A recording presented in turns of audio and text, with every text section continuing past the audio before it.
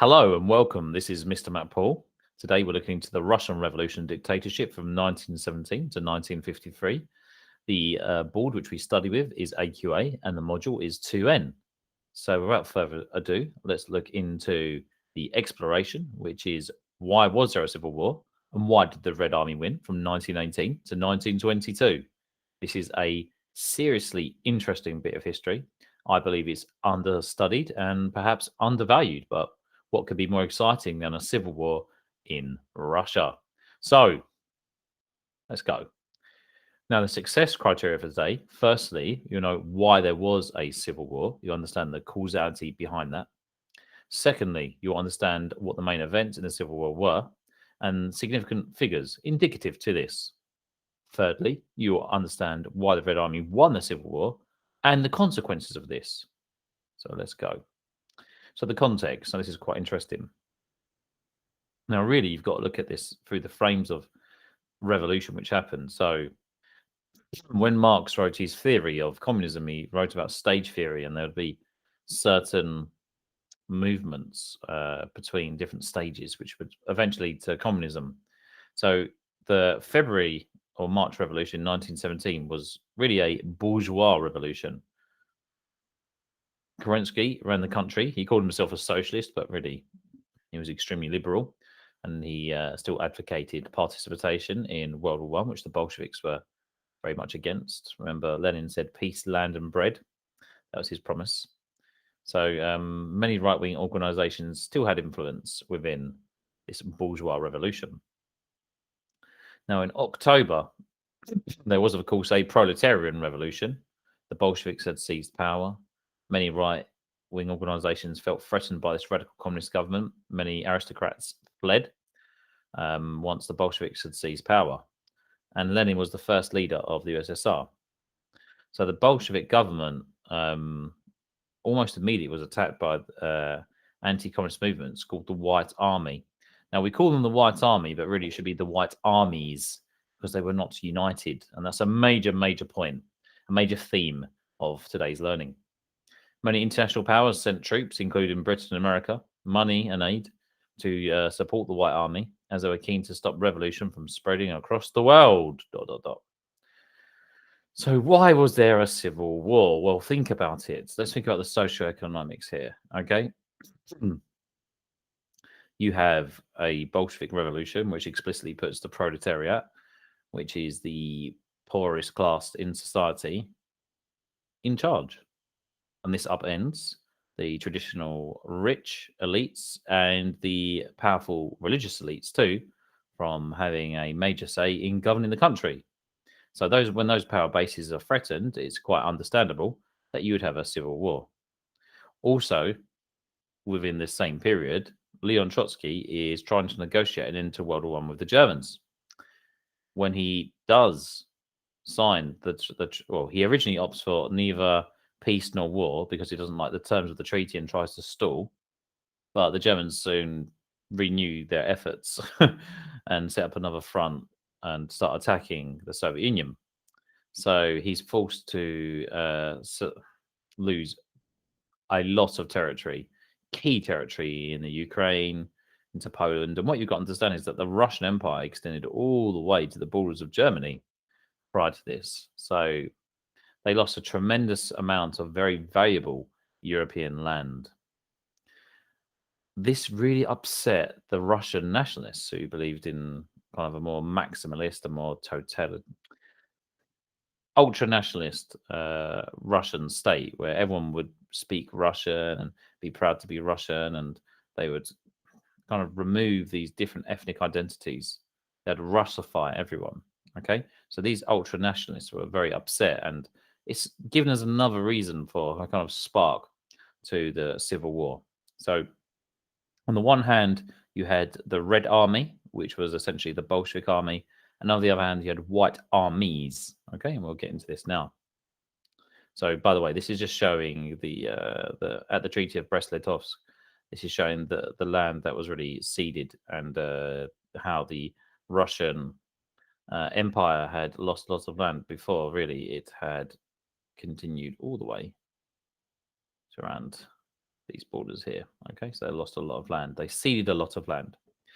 Okay, so who were the main White Army leaders? Well, there was 4 of them, and this makes it complex. And you start to see why the Red Army did win, and you start to understand the weaknesses of the Whites. Okay, so the Whites, there's often a quote from Game of Thrones. I can't remember which king says it, but he talks about an army. He says, look, 1 army, 4 armies. 1 army can be more powerful if it's united in its cause. Okay, it has a very clear set of ideas that inspires men. 4 smaller armies with no direct leadership, very bad. So the Whites had several leaders, okay? Udenich, Kolchak, Denikin, and Wrangel. Now, these men harbored different aims and mutual jealousies of one another. All of them wanted the glory of winning the war against the Bolsheviks. Now, had they stood more united, they would have stood a much better chance. Whether they would have won, I still don't know, but they certainly made good inroads towards the beginning of the war, and the White Army was more successful at the beginning of the war. Okay, so you have these different white generals, and remember that Russia is just so huge anyway, and they're attacking the Red Army from different fronts. Okay, but they didn't coordinate their efforts. They didn't work together. They didn't understand the essence of collaboration, but more their petty jealousies meant they were kind of competitive with one another. And as I said, they all wanted to hold the crown for winning the war for the Whites. Okay, and as I said, they did have different objectives. Some wanted a restoration of the Tsar. Some merely wanted to have a kind of more authoritarian but bourgeois state. Okay. Now, this stands in great contrast to who led the Red Army. Well, that could only be Lev Davidovich Bronstein, better known as Leon Trotsky. And what really interests me about these Russian revolutionaries is that they kind of go Super Saiyan. They level up by declaring new names themselves, much like Stalin as well. Stalin decided he would be called Man of Steel. Trotsky named himself after perversely and strangely, ironically, after one of his jailers. Okay, he named because he just thought it sounded like a good name, Trotsky. It does sound like a good name. It's a strong name. So anyway, Leon Trotsky led the Red Army, and by all accounts, he did a fantastic job. Now, whether he was truly a general, that is debated. Maybe he didn't take any on-the-ground strategic decisions about the ins and outs of war, but he did enact strategic reforms which enabled the Red Army to win. So one of his very intelligent moves that he enlisted 50,000 old Tsarist officers. Now, this might seem strange. Weren't they allied to the old Tsar? Well, actually, no. A lot of those old Tsarist officers in the army, they actually had mutinied and joined in with the Red Army anyway. And those men who mutinied would have had contacts with the old Tsarist officers. Now, most of them, you think, would have wanted to have an authoritarian regime back under a Tsar, but maybe the Tsar had really alienated them. By any case, anyway, he enlisted 50,000 old Tsarist officers, and he appealed to their patriotism to defend Russia in its time of need. Now, he assigned political commissars to these Tsarist officers to countersign their orders to make sure that what they were doing was for the benefit of the Bolshevik state. Now, the last thing that I've written there, let's get to that because it links a bit better. He used the checker to ensure ideological purity. Trotsky was ruthless, okay? He would tell the checker to kill anyone that showed any ideological waverings or anything that was against the Bolshevik government, okay? Now, he was a very energetic and charismatic man. He was motivational and inspiring because he traveled 65,000 miles up and down Russia in his locomotive, okay, by train, giving speeches, rallying the troops. Now, that is a dynamic and energetic man who lived for the cause, okay? So don't underestimate the value of these changes, okay, to the Red Army. It quite possibly won the Red Army, the Bolsheviks, won them the war, won them the civil war against the Whites. So what were the strengths of the Red Army? Well, they were unified by a single cause. communism and Bolshevism. And please remember that, you get a lot of neoliberals on the internet today criticizing communism. Communism has done great evils, blah, blah, blah, blah. And the Soviet Union was. At this point, communism had a purity of the idea. It had not been tarnished by anything. Nothing, no wrongs had really been committed in its name. It was genuinely trying to achieve a new world beyond the greed of the old world, beyond the greed of capitalism. There was going to have this communist state where everything would be shared and there would be no rich and poor and no parasitic rich taking the wealth of the poor anymore. That would not happen. Okay. So there was a genuine rush to join with that. Okay. I'm not saying everyone in the Red Army and all those old Tsarist officers believed in that idea. But what I am saying is that a lot of people did, and clearly it was a force, okay, a ideological force of motivation. Now, the terrain which they occupied was industrial. It was the core support of the revolution was from the cities. That's where ideas take off. Metropolitan areas tend to be more radical. But also, if you've got industrial terrain, that's where you can make weapons, right? So having industrial terrain of cities is very, very helpful. And where they occupied was also very densely populated. So they had a large population there. Okay. So even though Russia is massive, in that European part where the Bolsheviks occupied, that was where the mainstay of the Russian population was. So they've got great weapon making potential, got a huge population, and they got a population which is very radical and support of this Bolshevik, of this communist revolution. Okay, now I'm not saying everyone was a Bolshevik, but did they want to have a new regime which shared things? Yes, they did. Yes, they did. A lot of people were behind this. They were sick of the old ways under the Tsar. They had dynamic leadership, as mentioned before, under Trotsky, and they genuinely had a popular appeal. And the morale, as a consequence, was generally high. Don't get me wrong. As I said, Trotsky was ruthless, but for the most part, ruthlessness doesn't engender high morale. Belief in an ideal and a better tomorrow can really give people a very high morale, as does having a single leader with a clear vision, which Trotsky espoused. Okay. And don't forget, Trotsky traveled 65,000 miles talking to all different groups of battalions of men, okay, and inspiring them. Now, that was very important. Remember, they didn't have the internet back then. You couldn't just go on Snapchat and say, please, Red Army, fight. Okay, that was a attempt at a Russian accent there. Hope you don't mind. Okay, so what were the weaknesses of the Whites? Well, the Whites were basically opposites to the Red Army. They were not unified by a single cause. The terrain which their soldiers came from was rural, sparsely populated by conservative, usually quite religious, and some landowning peasants, but generally unwilling. They'd fought for the Tsar. They'd seen their sons die for the Tsar. They didn't have this new, fresh idea. They weren't very happy to go and fight for some new upstart leader. They were opposed to languid leadership. It wasn't like they had strong leadership like Trotsky. The troops had low morale as a consequence of poor leadership and of this disunity. And, well, a core weakness was that it may seem like a strength that Britain, America, and Greece and a few other powers sent troops, money, and aid, but they were basically under, like, their paymasters were foreign powers. Now, if you've got foreign agents trying to rule a country, that puts the kind of patriotic, conservative people, well, why are you going to go and fight for? Oh, I'm going to go and fight for American interests. Well, I don't think so. I'm going to fight for British interests. Well, I don't think so. So they didn't want to be under the pay of the Americans and international capital. So, moving on from the weaknesses there, let's go to something quite interesting, and it's the murder of the Romanovs. So at Yekaterinburg, they were killed because the White Army was advancing early in the Civil War.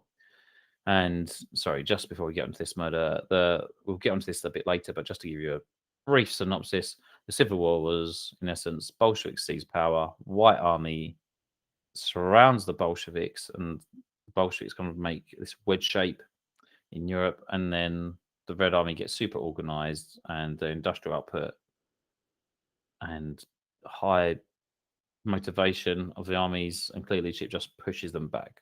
Okay. But anyway, the Romanovs, so the Tsar Nicholas II and his family were killed. They were all shot because they were symbolic figureheads for the White Army. Now, how much of an impact did this make? Well, this is debated. The Tsar had lost a lot of his popularity. Was there much hunger for his return? Maybe as a nominal figurehead of a bourgeois government like we have in Britain with a constitutional monarchy. However, just an interesting side note to history, this gave a rise to conspiracy theories because there was a theory that Anna Anderson was Anastasia, and you can see photos of her here. Now, this has been disproved by genetic science, but it's quite an interesting story that someone claimed to be this assassinated princess. And if you want to have a little bit of research into that, you might find that of interest. So, this is, by the way, it was just a conspiracy theory.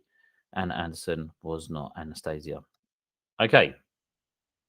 So this is quite interesting. Key event, the revolt of the Czech legion. So there was a Czech region that essentially fought on the side of the Russian Empire in World War One. But the Bolsheviks made a mistake of alienating this Czech legion. So this Czech legion, basically what they wanted to do was travel far away from World War One and travel to Vladivostok, which is on the far side of Russia, like thousands of miles away. However, Trotsky, under pressure from the Germans at Brest-Litovsk, had to demand that they surrender all their weapons. This meant the Bolsheviks, when they were trying to get these Czech legions onto trains to transfer them to the other side of Russia, they tried to take the weapons away from the Czechs. This really annoyed the Czechs, and the Czechs ended up revolting and fighting on the side of the Whites. And actually, they beat the Red Army at the beginning of the war. So you can see the beginning of the war really didn't go in favor of the Red Army. However, when the Red Army had fully mobilized under the leadership of the dynamic Trotsky, they had to petition for armistice in the latter stage of the war when it's clear that the Red Army would win. Now, a quick chronology of the war. You can see this is the height of the White advance, and you can see all these areas which were formerly there under Red Army control. Well, you can see just how far the White Army's advances got. Okay, it really was quite a trying time. I think Alex Ferguson has a quote, squeaky bum time. It was probably squeaky bum time for the Bolshevik government there. You can see a substantial part of the USSR had been taken by the White Armies. However, the key cities of Tsaritsyn there, which would become known to be Stalingrad later on and be very important in World War II, Moscow, St. Petersburg, Smolensk, which is a great industrial region, they didn't fall. Okay, these key cities just didn't fall. Okay, and this is also extremely densely populated area. It means that the Bolshevik army could essentially keep those highly industrialized areas with higher population and turn the tide of the war. And a very famous Bolshevik piece of propaganda was the Red Wedge. Okay, if you've been compressed into a small area, you can break out, and break out they did. So you can kind of see that on the 14th of November 1919, into the Civil War, you can see this Red Wedge had really broken out and united two parts of Russia here. And you can see this massive expansion going across. It's a really good video to watch. If you just write Russian Civil War every day, you can see the expansion. But this November period in 1919 seems to be a key period. Now, by January, look at that. That's November 1919. By January 1920, the Red Army have occupied most of the country. Now, the war officially goes on to 1922.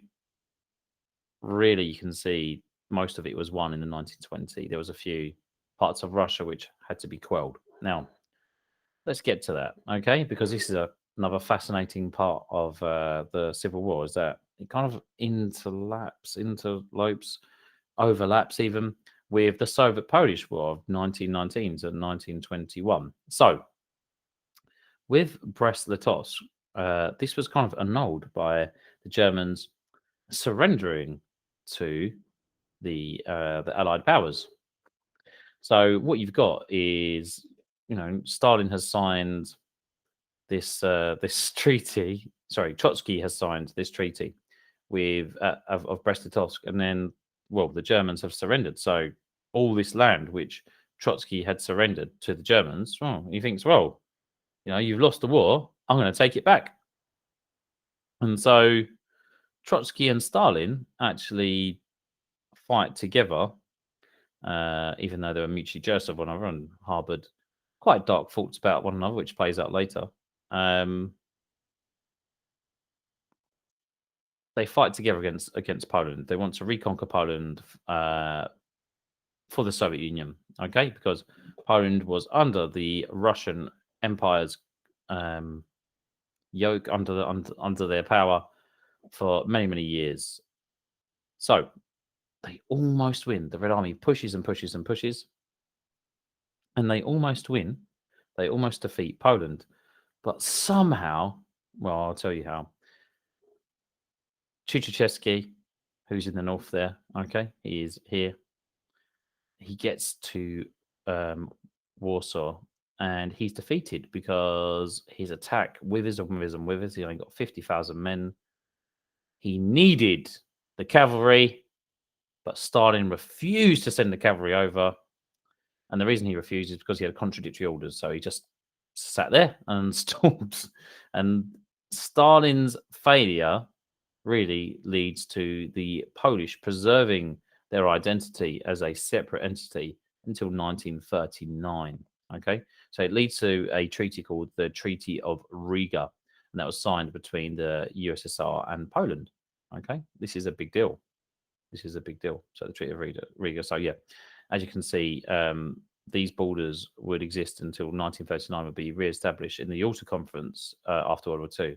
However, Stalin would treat Poland as a puppet state, thus making the post-World War II border somewhat meaningless. Okay, Poland after World War II came under the Soviet Union's influence. Now, summing up, why did the Red Army win? Well, tut and cot. Okay, Trotsky, his charisma, energy, and organization proved most valuable. His idea to enroll ex-Tsarist officers and hold them to account with commissars was genius. Unity, a universal ideology, gave the troops belief and high morale. Terrain, having terrain with a high degree of industrial development was a great asset. The commissars that he used to keep the officers to account and ensure ideological unity, again with the oppressive Checker, it worked. Sometimes you have to be very ruthless in war. And you have the opposite whites, rural, divided, no centralized leadership, under the pay of foreign powers.